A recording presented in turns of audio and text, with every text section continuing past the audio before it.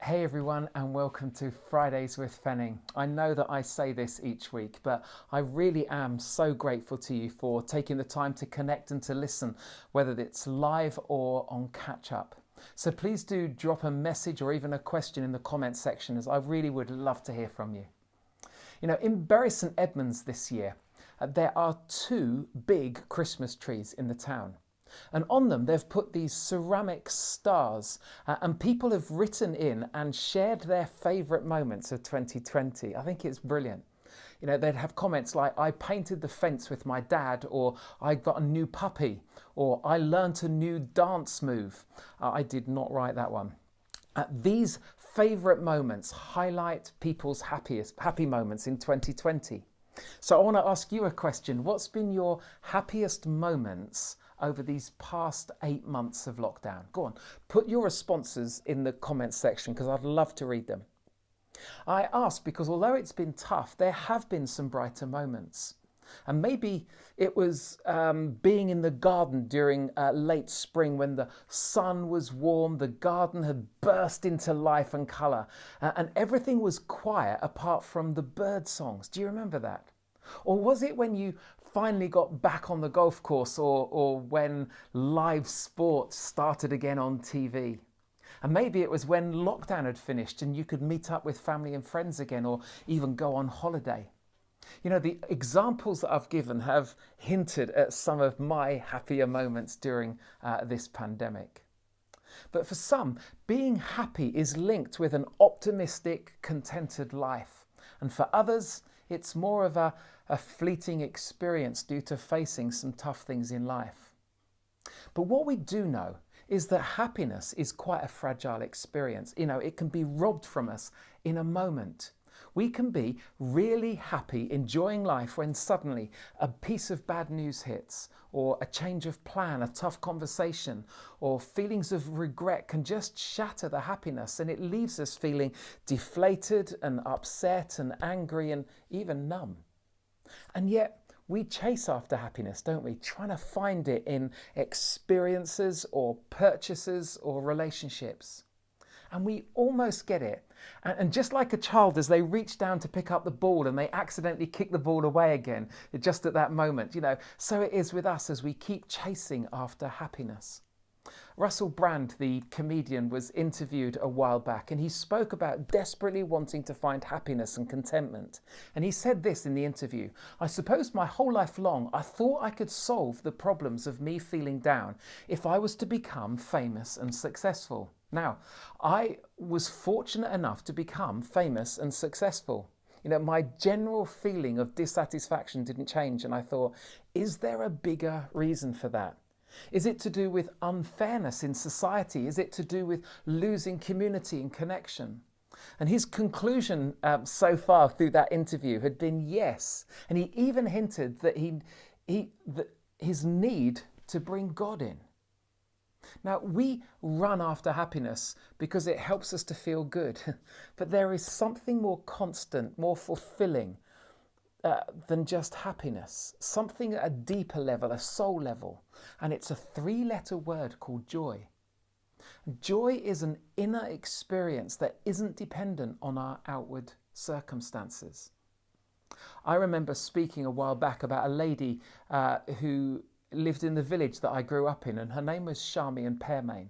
And Charmian was a very loving and gentle person. She was a great mum, a great wife, and she coped so well with a very poorly husband, Brian, who was on dialysis every few days. And I remember Brian dying, and she was so strong. In fact, there was something remarkable about her that I noticed even at a young age. And she was a Catholic lady who had a really strong faith, and that faith shone through. And life became even tougher for her when her 2 youngest boys, Matthew and Stephen, both in their teens, were killed in a motorbike accident. And it was devastating, and she mourned her husband and she mourned her boys. But somehow there was something remarkable about Charmian. She had this supernatural quality called joy that couldn't be extinguished by the tragic circumstances. And was she always happy? No, of course not. But did she experience and demonstrate joy? Yes, she did. because joy was at a deeper level, not a surface level, but a deeper level. So how can you and I experience lasting joy rather than relying on just periods of happiness? Well, Paul gives us a clue because he writes these words. The Holy Spirit produces this kind of fruit in our lives: love, and then he mentions joy. It's something that the Holy Spirit produces and develops in us, and he likens it to a fruit. Now, in our garden, we have a plum tree, and I get very excited in late summer when I can go and pick the plums and eat them. And the tree naturally produces fruit each year, but for that to happen, certain things need to be in place. So one, the branches have to stay connected to the tree, because without that connection, the branches just wither and no fruit is produced. And secondly, it takes time for the fruit to ripen. It doesn't just happen instantaneously. And in fact, Jesus uses a similar analogy. And he says, I'm the vine and you're the branches, and those who remain in me and I in them, in other words, those who stay connected, will produce much fruit. For apart from me, you can do nothing. And then he goes on to say this: as the Father has loved me, so have I loved you. Now remain in my love. And I've told you this so that my joy may be in you and that your joy may be complete. So having a relationship with God, staying close to him, and having the Holy Spirit at work in our lives will produce joy at a soul level. So Russell Brand has almost got it. He asked the question about his lack of happiness: is it to do with losing community and connection? And yes, it does. Joy comes with connection. Connection to Jesus, who loves us and who gave his life for us. And it comes from being in community with the Holy Spirit, who develops joy in us. Now, there's nothing wrong with wanting to be happy. We all want to be happy, so long as we understand that happiness is so fragile, and a greater and a more sure thing to experience is joy. Because happiness makes us smile, but joy fills us at a soul level. Happiness is lying on a beach, but joy is knowing who made the waves. Happiness is the recognition of all you do, and joy is being loved for who you are. Happiness is fleeting, joy is eternal.